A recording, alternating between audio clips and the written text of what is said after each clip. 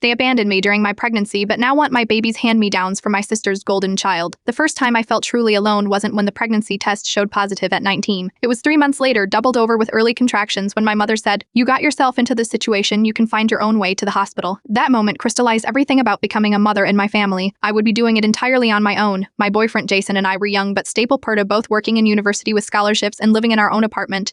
We weren't asking for financial support. In our tight-knit Filipino community, however, pregnancy typically transforms grandparents into eager babysitters and aunties into second mothers. I expected some version of that warmth, despite the initial disappointment. Instead, my parents weaponized their absence when morning sickness left me unable to drive. They refused rides to family gatherings. When I asked for help prepping freezer meals before my due date, my mother said I was expecting to be catered to. When Jason had a 2-day work trip in my 9th month, and I asked to stay at their house Pern just in case Pert, my father actually laughed. My sister Maya, 9 years older, and their undisputed favorite was worse. "Here comes the gift hunter," she'd announce whenever I entered family functions. When I shared ultrasound photos with our grandmother, Maya rolled her eyes and whispered loudly, "She's just trying to manipulate everyone into forgetting she's ruining her life." Ellie was born on a Tuesday. Jason called my parents from the delivery room, but they said they'd visit when things settled down.